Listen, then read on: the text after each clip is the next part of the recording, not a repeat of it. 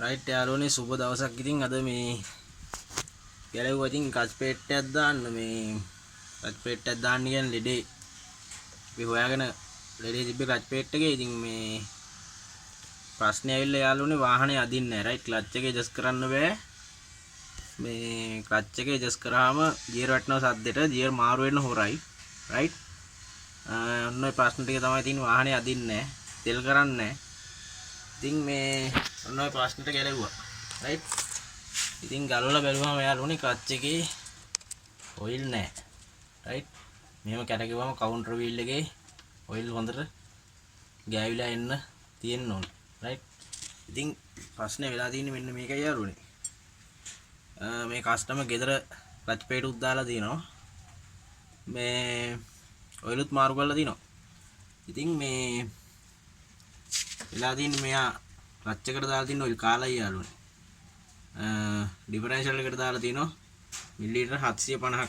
Right ඉතින් ඒ ඩිෆරෙන්ෂල් එකට දාපු ඔයිල් ටික මෙයා දුවනකොට මෙතනින් උඩට ගහලා මේ බේරලා තියෙනවා. රයිට් ඉතින් ඒක වැරදි. මේකට දාන්න ඕනේ අපි මිලිලීටර් 700ක් 750 අතර මෙයාගේ ඔයිල් ලෙවල් හරියනවා ක්ලච් එකේ. රයිට් ඩිෆරෙන්ෂල් එකට ඔයිල් කාලයි අපි දාන්නේ. රයිට් 250ක් වගේ. ඉතින් එන්නේ ප්‍රශ්නේ නිසා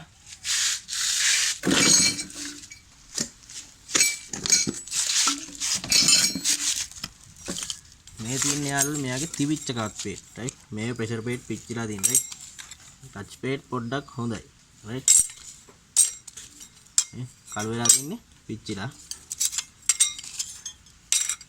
රයිට් ඔයිල් වැඩ කරලා තියෙන ප්‍රවණතාවය අඩුයි යාළුවනේ. රයිට් ඒකයි මේ මලකඩ අල්ලලා තියෙන්නේ.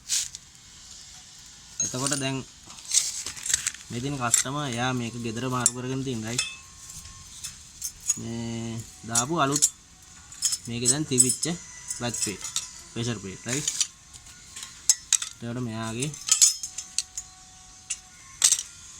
මෙන්න මේ පේට් එකට විතරක් ලාවට ඔයිල් වැඩ කරලා තියෙනවා. රයිට් මේ එකකටවත් ඔයිල් වැඩ කරලා නැහැ යාළුවනේ. රයිට් වේල්ලා ගිහලා. රයිට් සෙනිකෝම කැපිලා තියෙන දාලා සතිය. රයිට් ඉතින් ඔන්න ඕකයි හේතුව. Pressure paid කැපිලා. රයිට් ඉතින් ගැලවුවා කියලා වරදක් නැහැ. රයිට් ඉතින් මෙහෙම ප්‍රශ්නයක් තියෙනවා. හරියට දැනගෙන වැඩේට බහින්න ඕනේ. රයිට් එහෙම නැත්නම් කාගෙන් හරි අහලා හරි හරියට වැඩේ කරන්න ඕනේ. දැන් ඉතින් කස්ටමර්ට අපි කරන්නේ එයාගේ පරණ ක්ලච් පේට් හොඳයි. රයිට් එයාගේ ප්‍රෙෂර් පේට් පිච්චිලානේ. ඒකට අපි ඒවා මේ ක්ලච් පේට් සෙට් එකට මාරු කරලා දීලා ගොඩ දානවා වැඩි. මේ ඉතින් ක්ලච් එකට හරියට ඔයිල් දාගන්න. මේ ඔන්න ඕක තමයි කියන්න ඕන උනේ. රයිට් එහෙනම් සුබ දවසක් ජය වේවා ඔක්කොටම. බුදු සරණයි.